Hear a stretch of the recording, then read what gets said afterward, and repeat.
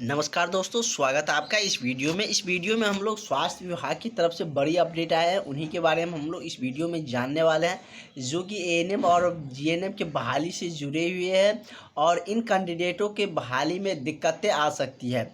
तो किन कैंडिडेटों का ये प्रॉब्लम आएंगे काउंसलिंग में, जैसे कि आप काउंसलिंग करने जाइएगा तो वहाँ से आपको छांट दिए जाएंगे। तो ये सारी जानकारियाँ हम इस वीडियो में आपके साथ साझा करने वाले हैं, तो इस वीडियो के अंत तक बने रहिएगा, नहीं तो आपको भी दिक्कतें का सामना करने पड़ सकते हैं। तो जैसे कि इसमें आप देख सकते हैं कि जीएनएम के दाखिले के नाम पर इतना छात्रों से 1 करोड़ की ठगी हुई। इससे ये जाहिर होता है कि बहुत सारे ऐसे कैंडिडेट हैं जो कि जीएनएम का डिग्री कहीं ऐसे यूनिवर्सिटी से लिया है जो कि मान्यता प्राप्त नहीं है, रजिस्टर नहीं है। तो उनका जो मान्यता प्राप्त नहीं होंगे तो उन कैंडिडेटों को जब काउंसलिंग में बुलाया जाएंगे तो वहाँ पर उनको डॉक्यूमेंट्स वेरिफिकेशन में रद्द कर दिया जाएगा।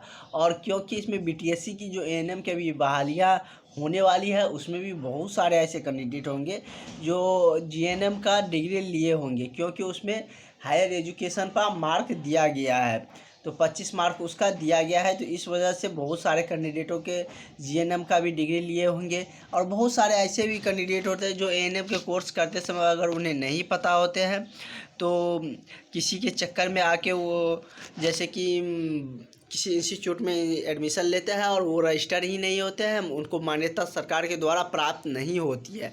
तो ऐसे में उन सारे कैंडिडेटों को डॉक्यूमेंट्स वेरिफिकेशन के समय में दिक्कतें आती है। जैसे कि आप यहाँ पर देख सकते हैं, इसमें सारा कुछ यहाँ पर अपडेट आपको देखने को मिल जाएगा। जालसाज ऑफिस बंद कर फरार, न्यू बाईपास में 3 साल पहले जो दफ्तर खोला था, जो आप लोगों की बहाली जैसे कि जीएनएम की कोर्स के लिए, एएनएम की कोर्स के लिए, उसके बाद जो ऑफिसें खोली थी वो सारा कुछ ऑफिस लेकर ही भागे, मतलब कि वो फर्जीवाड़ा था। और उसमें बहुत सारे कैंडिडेटों का लगभग लगन पांडे की बात करें तो 100 से अधिक छात्रों का उसमें एडमिशन करवाए थे और उसमें बहुत ज़्यादा पैसा की ठगी भी हुई थी। करीबन 1 करोड़ रुपया की ठगी हुई थी। उन पर ये आरोप है कि यह 1 करोड़ रुपया की ठगी किए हैं।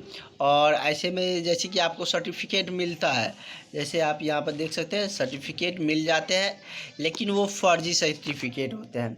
छात्रों के अनुसार लगन विभिन्न व्यावसायिक तकनीकी कोर्सों जैसे BSc engineering, polytechnic, pharmacy, medical प्रबंधन विविध समेत 42 कोर्सों के लिए बिहार सरकार के क्रेडिट कार्ड योजना से ऋण दिलाने का वादा करता था।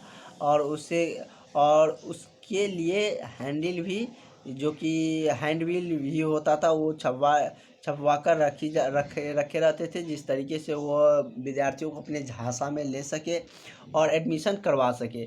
तो उन कैंडिडेटों का जिनके जो मान्यता प्राप्त इंस्टीट्यूट से नहीं होंगे, उन सारे को काउंसलिंग में इस दिक्कतें का सामना करना पड़ सकता है।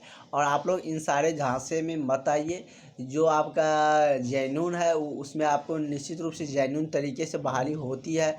सरकार किसी भी बहाली को प्रयास करती है कि वो जेन्युइन तरीके से ही बहाली हो, तो आप जेन्युइन रहिएगा तो आपको बहाली निश्चित रूप से होंगे। ऐसा नहीं है कि आपको दिक्कतें आएंगे।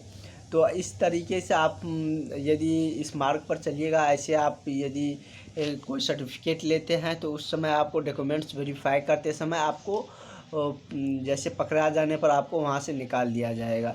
जॉब में रहने पर भी यदि फर्जीवाड़े का पता चलता है तो वहाँ से भी निकाल देते हैं।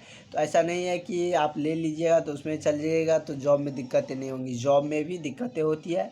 और बीटीएससी ने बहुत सारे फर्जी कैंडिडेट को निकाले हैं, जैसे कि बीटीएससी के द्वारा जो बहाली हुई थी जो कि जेई का, उसमें बहुत सारे कैंडिडेट फर्जी पाए गए। एलआरसी अमीन में बहुत सारे वो कैंडिडेट फर्जी पाए गए। तो उन सारे कैंडिडेटों को फर्जी होने पर उनको बाहर निकाल दिया गया। तो जॉब करने के बाद भी बाहर निकाल दिया जाता है। तो ऐसी गलतियां आप लोग ना करें, जेन्युइन रहे, जेन्युइन रूप से आपको निश्चित रूप से जॉब मिलेंगे। तो आप लोगों को और भी यदि बीटीएससी के रिगार्डिंग या कोई भी स्वास्थ्य विभाग के रिगार्डिंग अपडेट आएंगे तो सारी जानकारियां हम आपके साथ साझा करेंगे। फिलहाल इसमें इतना ही। Thank you.